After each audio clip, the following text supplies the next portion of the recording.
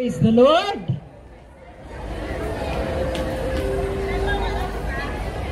Hallelujah. I greet you all a very blessed morning. Magandang umaga po sa ating lahat. Naimbag, nagsapa tayo amin. Hallelujah. Praise God. God is so good. Even the weather is so good. Ang bait po ng Panginoon, napakabuti ng Panginoon sa atin. Now this is our day again na makalabas sa ating trabaho para naman tayo ay mamahinga sa gawaing bahay. So praise the Lord for this day. This is the day that the Lord has made.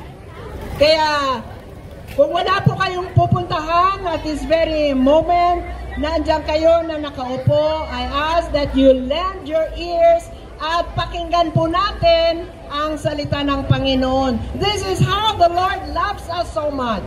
Na kahit saan tayo naroroon, ang pagmamahal pa rin ng Panginoon ang gusto niyong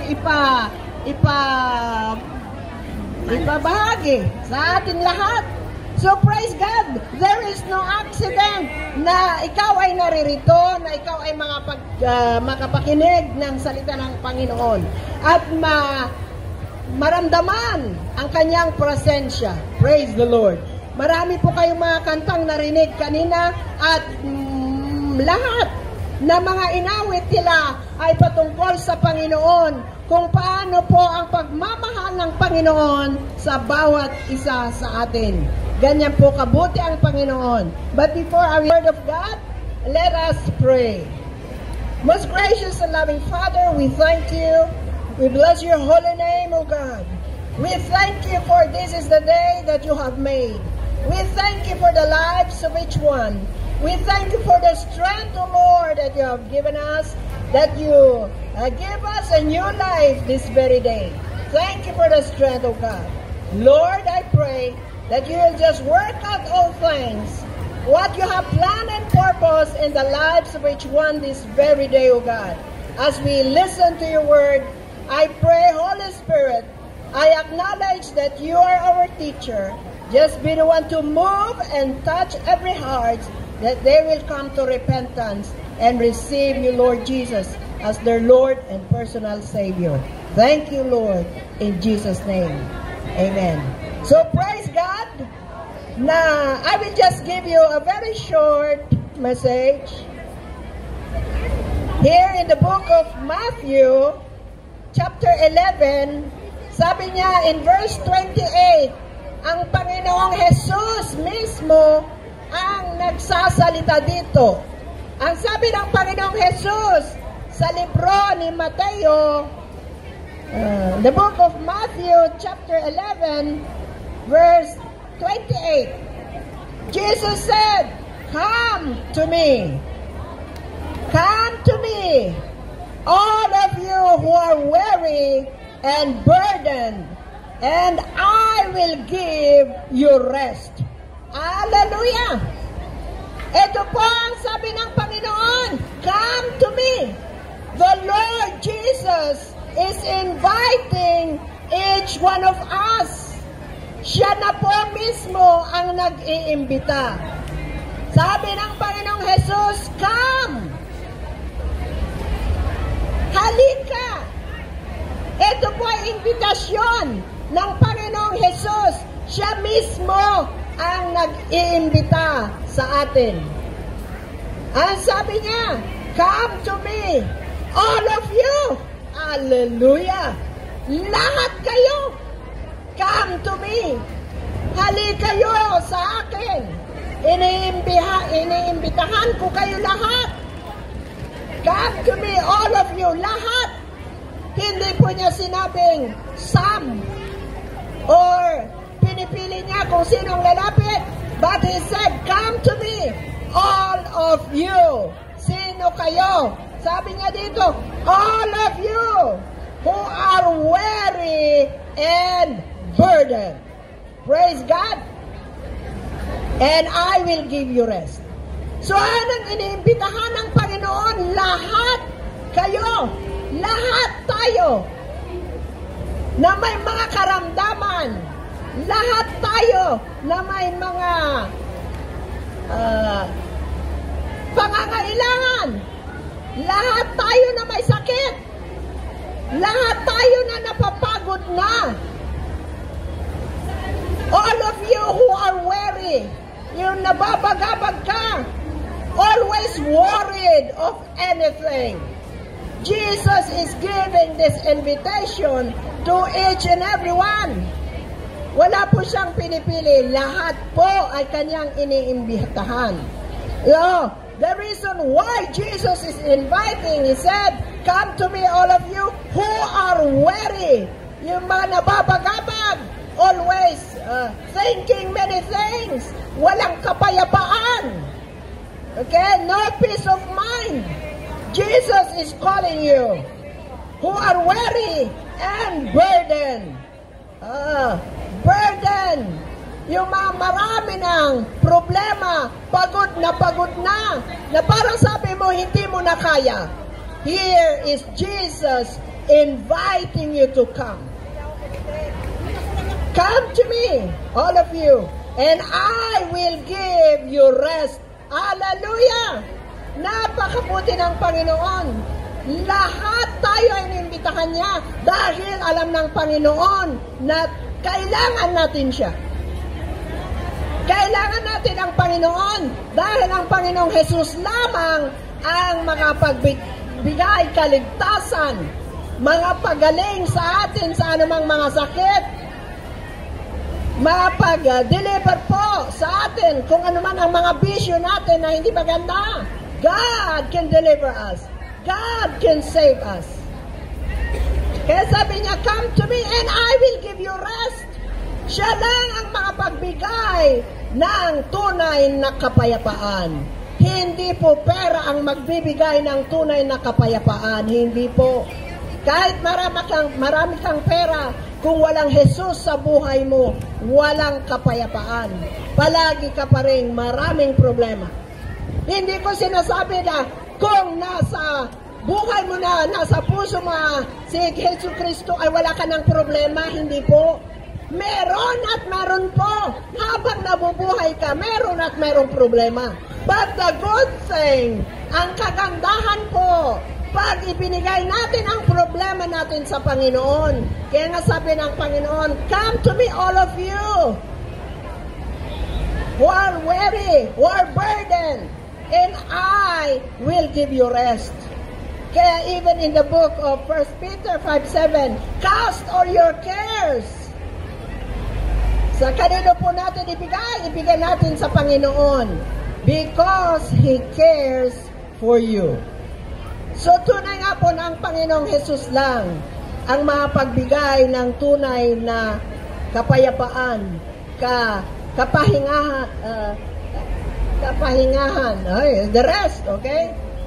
Hindi naman po rest in peace. Pagka yung ikaw ay pagod na pagod pa, and then God will be the one to give you rest. He will give you the strength. He will give you the calmness na kailangan natin.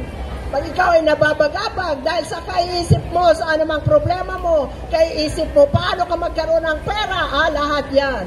Jesus is saying, "Come to me and I will give you rest." He will give us rest. Only Jesus can satisfy our soul. Ang Panginoong Jesus lang ang makapagbigay satisfaction sa ating buhay. Hindi po pera, hindi po posisyon, kung ano man ang posisyon mo sa buhay. No, it is only Jesus who can satisfy our soul. So lahat po na nabibigatan, Jesus is inviting. Kung ano man ang nararamdaman mo ngayon, kung may sakit ka, Jesus is inviting you to come. Ano man ang problema mo sa buhay, Jesus is inviting you. You see, Jesus said, "Come. Come to me, all of you." O lahat who are weary and burdened.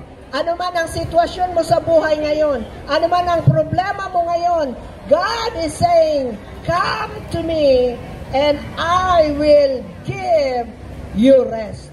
Siya po ang kasagutan. Hindi ko po sinabi na kapag ikaw na po ay Kristiyanong tunay, na natanggap mo ang Panginoong Hesus, ay mawawala ang problema mo. Kaparte pa rin ng buhay ang problema. Pero ang kagandahan, andyan ang Panginoon na siyang ating nilalapitan na makapagbigay kasagutan sa ating mga pangangailangan. So this morning, this moment, I ask, kung hindi mo pa, wala ka pang relasyon sa Panginoong Hesus, I ask you, kung ikaw ay nababagabag, kung may problema ka sa buhay, kung may mga hindi ka maintindihan, come. The Lord Jesus is saying, come, and I will give you rest. Ang Panginoon mismo ang nag-imbita sa atin. Hindi po namin hindi ang Panginoon. Pag-usap niya, come all of you, lahat kayo na nangangailangan ng employment, Jesus is the answer. Nangangailangan ng kagalingan, ano man ang iyong sakit, Jesus is here. He is inviting you to come. And He will answer what you are praying for. Whatever you are asking for. As you come, believe in your heart that Jesus is the only one who can answer whatever you are asking for. Ang Panginoon alam niya kung ano po ang inyong nararanasan ngayon, nararamdaman, kung ano po ang inyong problema. God is all knowing God. Amen? Ibigay lang po natin sa Panginoon. Ano man po ang ating problema, ibigay po natin. Cast all your cares, sabi nga niya, ibigay natin sa Kanya. Amen? At ang Panginoon ay mapagmahal. Ito po ang kagustuhan ng Panginoon, ang magbigay kaligtasan sa sino man natatanggap sa Kanya. Amen? Hallelujah. So I ask you as you come, have the faith. Dahil kailangan po natin ang faith, yung paniniwala po natin sa Panginoon. Amen? Faith can move mountains. So have faith in the Lord. Hindi po sa akin, but in the Lord. Sa Panginoon po tayo magtiwala. Amen? Sa Panginoon po natin ibigay ang ating mga problema sa buhay. And you know, God is the God who answers prayer. God is kind. I ask you, this is not about religion. Forget about religion, okay? But this is how to receive the Lord Jesus, to have a relationship with the Lord Jesus. So I ask you, itaas po natin ating kamay towards heaven as a sign of surrender to the Lord. And follow me as I will lead you into sinner's prayer. Amen? Lord Jesus, I thank you for your great love. Thank you for dying on the cross because of my sins. I acknowledge I am a sinner. Now, Lord, I come to you with a humble heart. I ask you, Lord, to forgive me and to cleanse me from all my sins. Now, Lord, I ask you to come into my heart, to come into my life. Be my Lord and personal Savior, and write my name in the book of life. Thank you, Lord Jesus. I know, Father, that you have heard their prayers, and I pray that you just look down with grace and mercy upon them. You know them, O Lord. You know what the problem is right now. You know what they are praying for. And I pray in the name of Jesus that you will just be one to touch them, O God. That they will feel that you are the God who is alive, who is living, who can make all things right, O God. Lord, I pray for the full salvation. And I ask for the power of the Holy Spirit to just fill them with the power of the Holy Spirit, that they may continue to seek your will. Thank you. Bless them, O God. Bless the works of their hands, even for their families back home in the Philippines. Thank you, God, for your full protection upon them, for the full salvation. And if they need healing, let your healing touch flow upon them. Thank you, God, in the mighty name of Jesus. Amen. Amen. God bless you.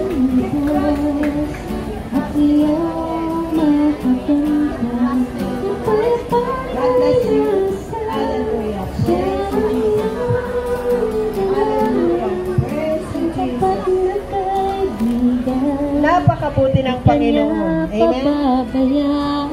Ang pagmamahal ng Panginoon ay para sa lahat. Wala pong pinipili ang Panginoon. Jesus loves each one of us. That's why He came to die for our sins in order that we will be with Him one day. Hallelujah! Praise God! Praise the Lord! Sa mga pumunta sa harapan, continue to seek the Lord. Continue to give whatever your problems to the Lord. God is willing to help you. You know, that's how God is. He is a loving God. He is a merciful God. So praise the Lord. God bless you all. Pagpatuloy po ninyo na seek the Lord. Hallelujah. So it's time again to close our service here. And let us all pray. Most gracious and loving Father, we thank you for how you have worked again in this place.